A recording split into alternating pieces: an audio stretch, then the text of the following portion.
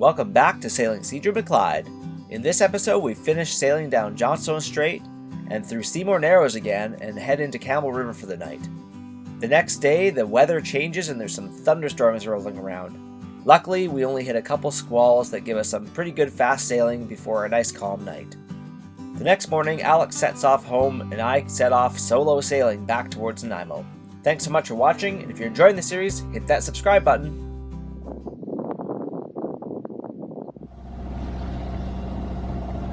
We are on our way, nice and quick, out of Port Neville. There's a very nice breeze out here, nice and filled in. A little bit of fog was around, but I don't think it's going to be a problem for us. It seems to be a bit further north. Just like that, we're under sail in the morning with wind. Awesome!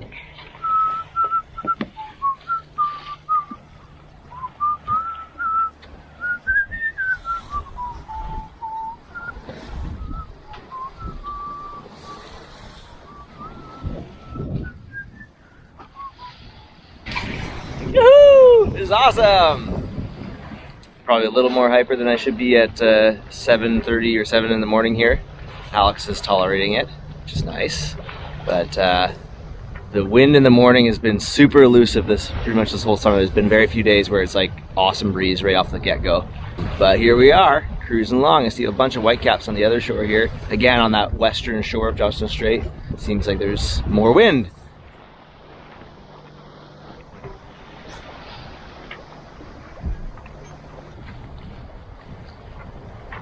Got the hydrovane doing its thing. And the wind has calmed down a bit, but I think the current has increased because we're still making 6 knots, but it feels a lot more chill. This is real sweet that these northwests kept up overnight and they're carrying on right now, and they're supposed to strengthen again later on this afternoon. Just past Kelsey Bay, heading into some tidal constrictions, going really fast. 6.2. Saw 7.5 a minute ago. This is everything and this is everything and more than we could have hoped for right now. We're just making fantastic time. It's 9 o'clock. We still have an hour and a half of tide in our favor, and increasing as we get further south because the tide will turn a bit later further south. We're flying along with this current. Just awesome, awesome, awesome, awesome. This is exactly what we wanted in Johnstone Strait. Using the current and that northwest wind that happens on sunny stretches in this area quite predictably.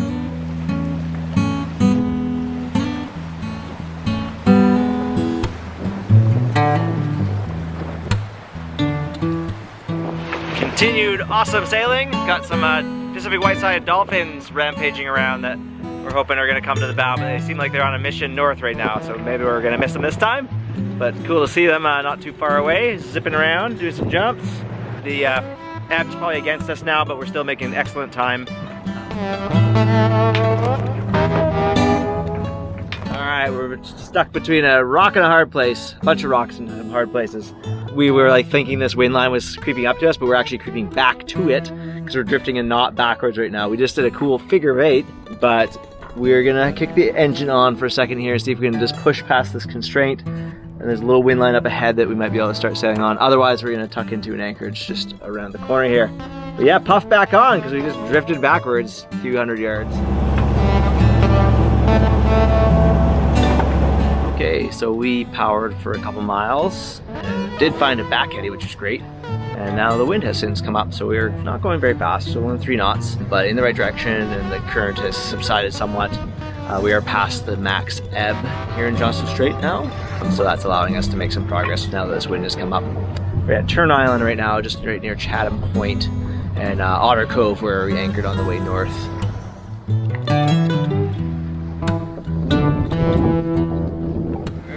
Entering the desert of the Salish Sea here, heating up fast.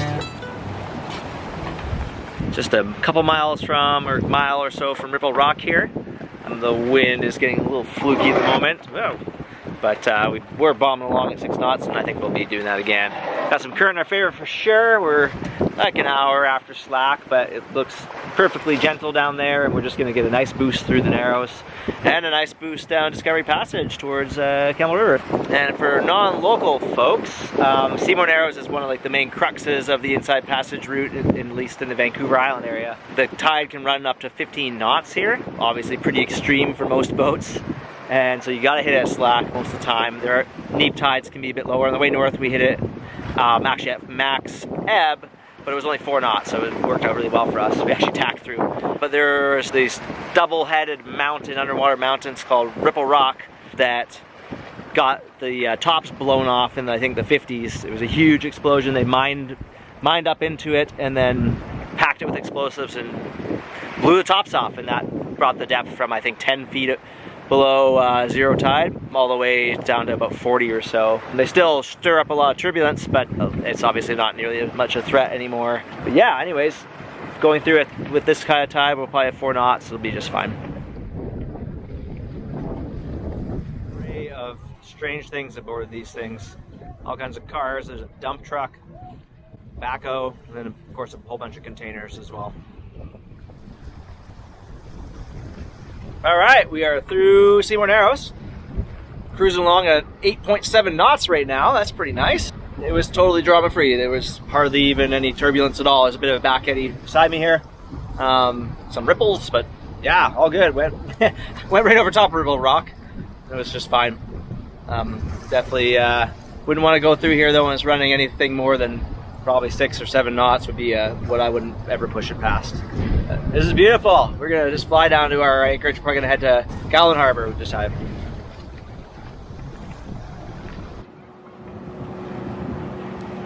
Just sort of drifting sideways right now at like 5 knots. The current. There's fish jumping everywhere, and the ferry just blasted in front of us. Lots of action here after being out in the wilds for a while. But we're half a mile or a mile from the dock here, so we're gonna fire up, take the sails down, and get in after a really great day. 50 miles, this is sweet.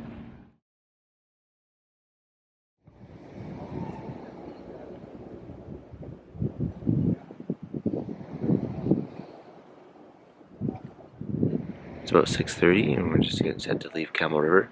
There's a big flood current running in our favor and a bit of northwest that's supposed to taper off in a few hours, so we want to take advantage of that and get our 25 miles down to Courtenay or Comox finished up nice and early, and be able to hang out and drop Alex off to head off home to Canmore. Okay, so we just left the dock, and I didn't notice there was a spring line on still. It worked, it stopped us from leaving. But it was no big deal. We were able to kind of back onto the dock and get that spring line off.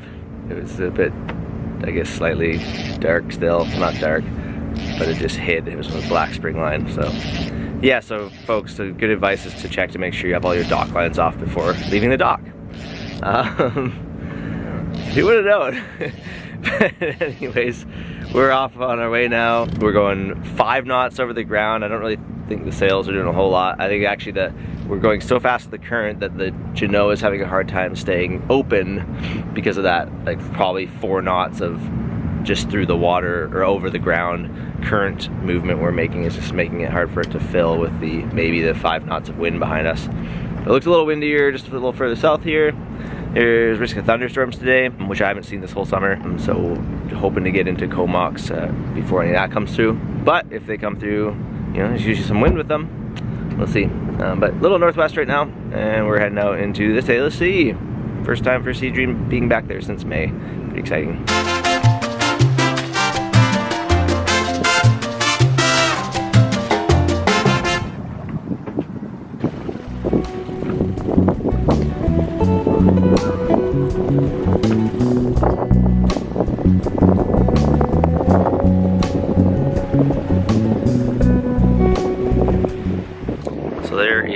Definitely a big line of thunderstorms coming.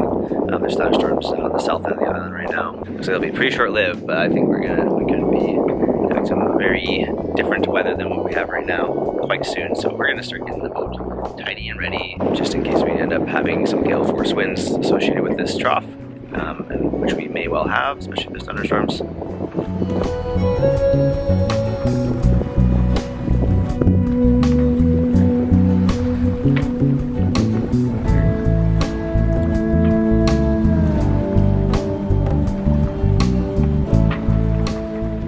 Well, so you can see behind me here, the upper level disturbance is looking like it's about to cross us here. It looks very thin, and there's only just some random little jellyfish, I like to call them, squalls, the little showers coming down.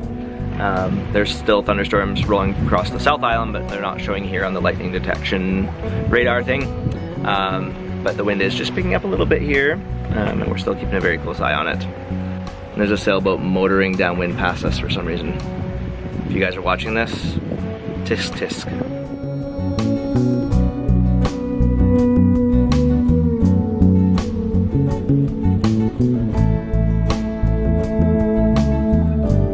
We're now about 10 miles south of Campbell River, 15 miles ahead to Cape Lazo. It seems that the disturbance is passing. I can see a lot of big cumulus clouds to the south of us. So I'm feeling pretty excited that they're staying a little further south, but we're still going to keep a very close eye on it. The wind has just picked up, kind of pulling to the south here, but ready to reef if it starts coming up much more here. Alright, just after I made that last video clip, the winds have come up now, and we quickly threw in 2 reefs and rolled in a bunch of jib. Still going the same speed here, so that was the right choice. Looks like it's funneling out of Butte Inlet or something like that.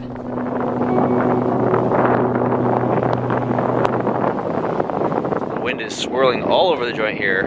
We went from northwest, probably steady 10 knots that we were enjoying, 10 or 15, and then it clocked to the north and we increased to probably 25 knots, and we reefed, double reefed, and brought most of the jib in. And then it just went calm, let some jib out, and then it swapped down to the south, probably again like 25, probably even gusting 30, just for like, that one was for like 5 minutes. And then it went totally calm again, and now it's clocked around to the southwest. So we are watching what's going on here. There's a lot of really cool clouds cruising around. Well, this one kind of looks like some sort of animal, like a beaver. That's cool. You can definitely see like the passage of the front in front of us and the thunderstorms behind it to the south.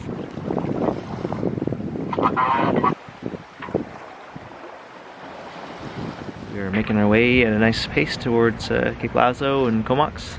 But yeah, keeping an eye on these thunderstorms that are cruising around. The air is quite unstable and shifting all over the joint, so continued vigilance as we sail south here, the home stretch.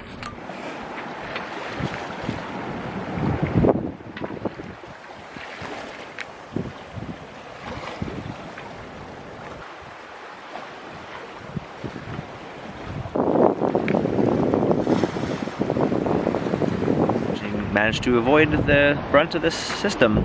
Looks like there were some areas that got pretty whipped up south of here, and there's all kinds of unstable wind still around. See, all the wind reports are like all in different kinds of directions within like a 30 or 40 mile span. It's pretty interesting.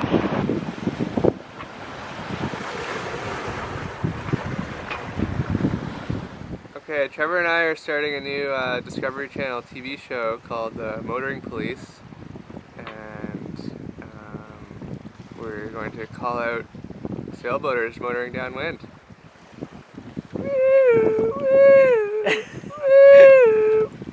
Pull over, sir. We're gonna come put your sails up for you.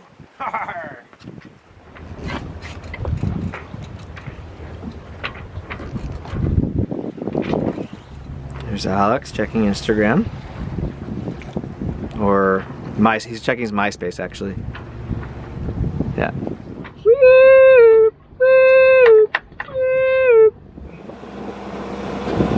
Well, Alex here didn't want to get off the boat, so we're carrying on down to Hornby, and he's going to do a little bus rigmarole to get up to his flight tomorrow at 6. But that works nice for me. It gets me about 20 miles further south than we were planning on. Winds have been variable, light. There's a thunderstorm rolling around over Comox. Fortunately, they've been avoiding us so far. So we're going to motor a bit here just to get moving.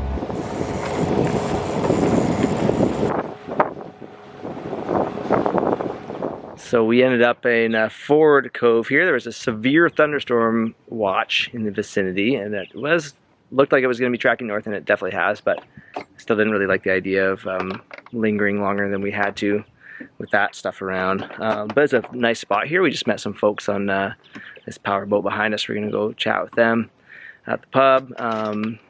Sharon and Tom, and Sharon sounds like she's done a whole pile of sailing and a bunch of sailing the Antarctic and Cape Horn, so I'm really excited to hear stories from her.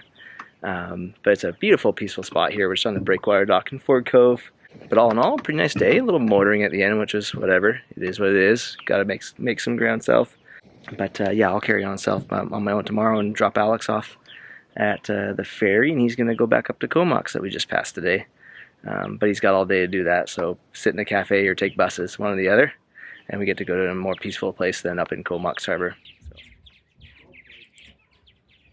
Very busy colony of the laser birds, purple martins. Beautiful call.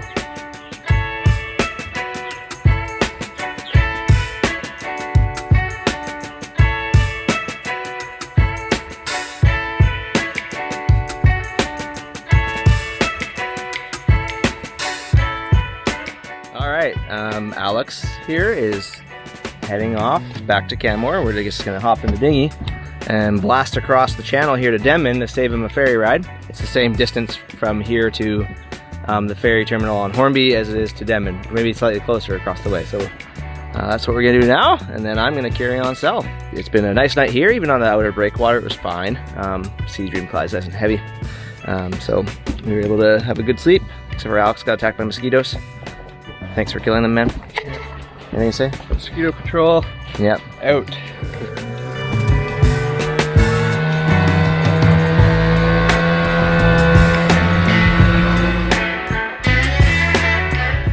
Well, we tried to get Alex across, but the Johnstone started bogging down. There's probably a clogged fuel filter. First problem with it the whole trip, 30 miles from home, but our neighbors here on Brass Monkey are gonna blast him across and get him going here. Thank you, Tom, for rescuing Alex. With Alex setting off back to Canmore, that wraps up this episode.